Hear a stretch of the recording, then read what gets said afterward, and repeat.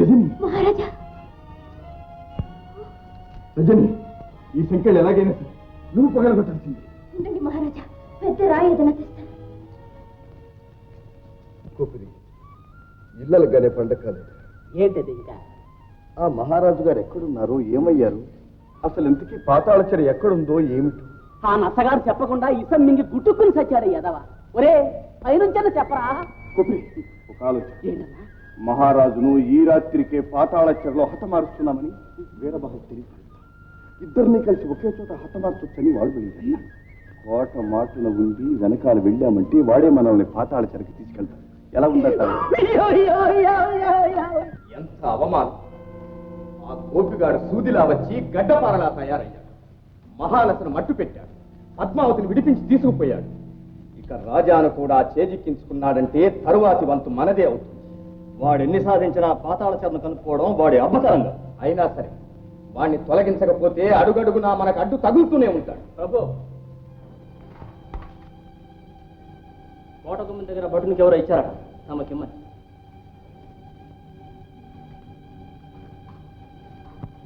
పాతాళచరలో బందీగా ఉన్న మహారాజును ఈ అర్ధరాత్రి హతమారుస్తున్నా నీ పాలిటి కాలయముడు గోపి. వీడేమి త్రికాలజ్ఞుడా? వంది వాడి అబ్బతరం కాదన్నావే, చూడు వాడి తరమే అయింది. ఎంత గుండె ధైర్యం! నాకే ఉత్తరం రాస్తాడా? సరే, ఈ అవకాశాన్ని వినియోగించుకుంటాను. వంది, ఇంకా అర్ధరాత్రి కాలేదు, మన బలాలనంతా సిద్ధపరచు. ఆ పాతాళ చెరలోనే వాణ్ణి, ఆ మహారాజును భూస్థాపితం చేస్తాం. చిత్తం.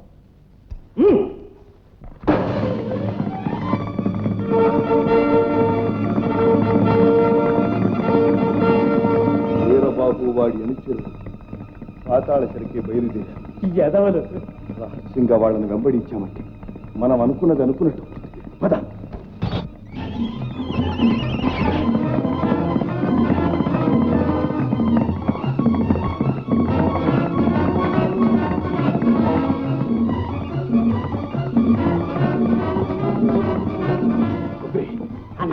గుర్రాలని కుబ్బురు మాట్లాడిపించు. వాళ్ళకి కనిపించకుండా మనం వెళ్ళాలి.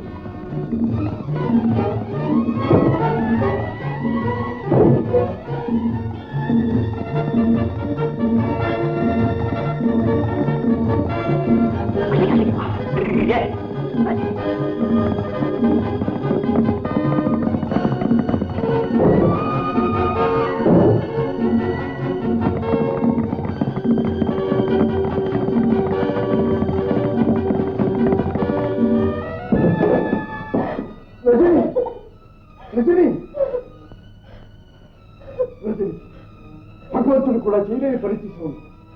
ఇప్పుడు నిరుత్సాహపడి నీ ప్రయత్నం అంతా వృధా అవుతుంది. లే లే లే రజని, లే రజని, నీ సామర్థ్యం నీకు తెలియదు. ఈ సైకిల్లో కలెక్క నీ శక్తి అంతా ఉపయోగించు. సైకిల్ బద్దలు కొట్టు. కూర్చో. కొట్టు.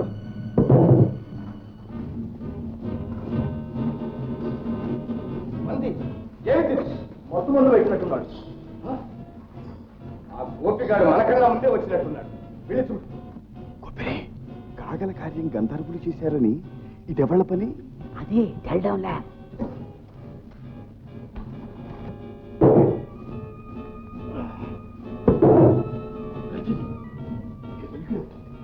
ఎవరో వస్తున్నారు. ఆ పక్క దాకా.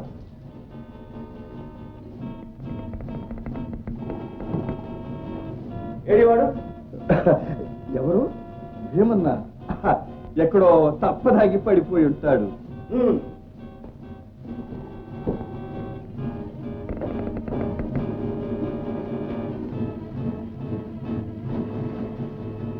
లోపల మీ తమ్ముడు తప్ప ఇంకెవరు లేరు. మరి ఆ తలుపు తెచ్చింది ఎవరు? ఏమన్నా తప్పదాగి తలుపు తెచ్చాడని మీ తమ్ముడు చెప్పాడు. సరే, వాడు వచ్చే వేళ రండి తాకు.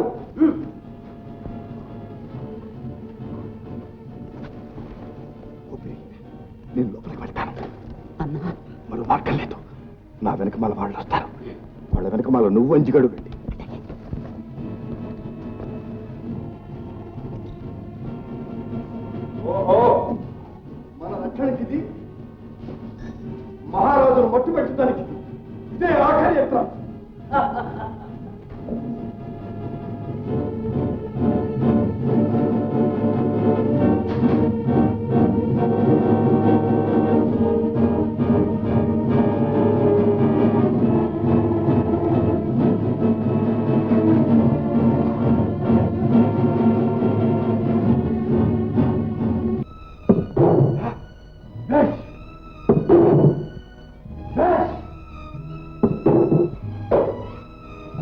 చెప్పింది మహారాజా.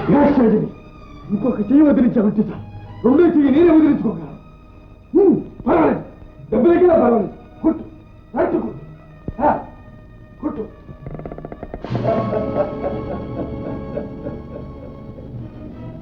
ఓ నువ్వా? నా పని సులభం చేశావు. ఒక వరలో 2 కత్తులు. నువ్వా? నా కంటల్లో ప్రాణం ఉండగా మహారాజు మీద ఈగ వారినివ్వను. ముందు నన్ను చంపి. అబలని చంపటం నా వీరత్వానికే కళంకం.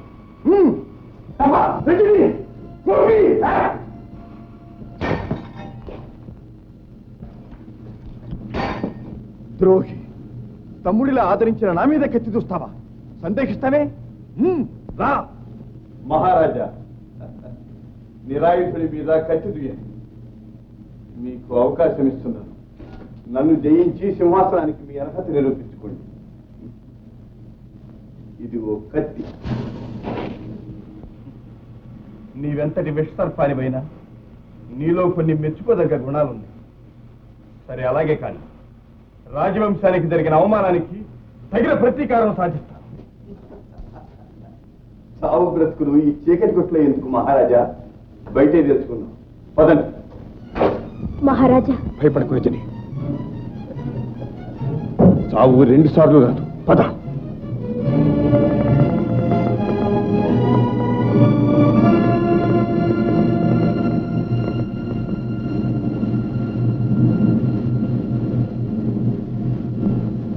మతిమాలిన తుంటరి గుంటలెక్క వీరబాహు, రా బయటికి రా.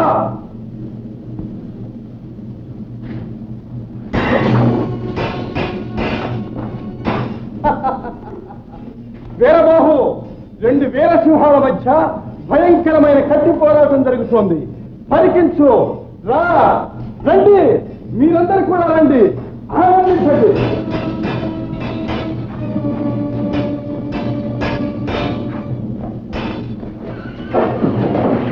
మీరు రణరంగం విశాలంగా ఉండాలి. దూరంగా ఉండండి. ఓ, కావలసినంత స్థలం తీసుకోండి.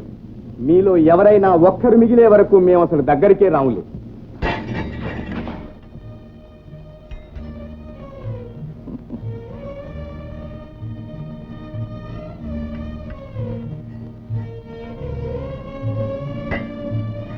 మిమ్మల్ని తప్పించడానికి మరో మార్గం కనిపించలేదు. అందుకే ఈ నాటకం ఆడాను. అకస్మాత్తుగా వెళ్ళి మీద పడి తప్పించుకోవాలి. పదండి. మోసం కాయండి.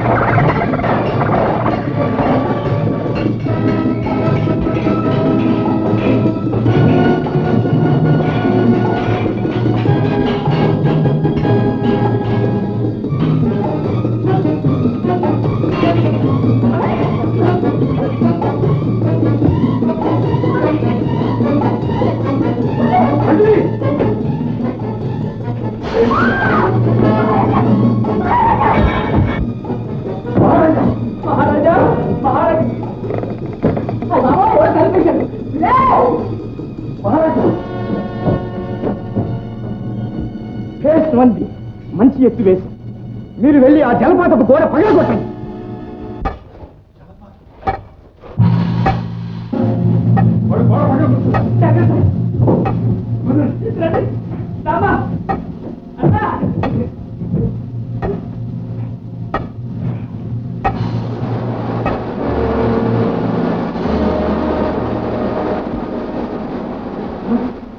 బదిలింది. అవును, మన మొసళ్లకు మంచి ఆహారమే దొరికింది.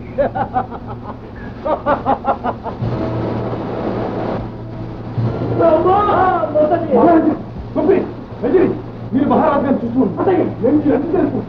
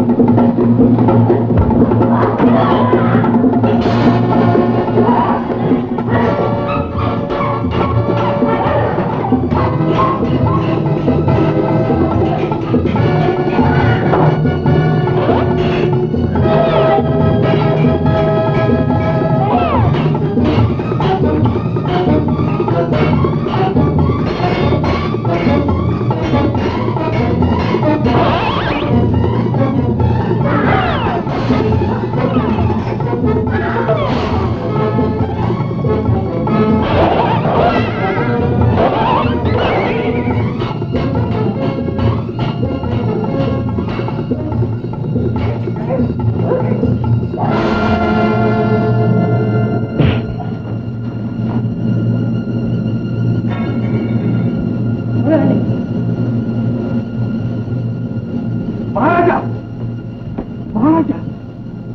గారిని భద్రంగా అంతఃపురాన్ని చేస్తారు. వాడు ఉద్రేసేస్తారు. ముందు మీరు వెళ్ళండి. అట్టగే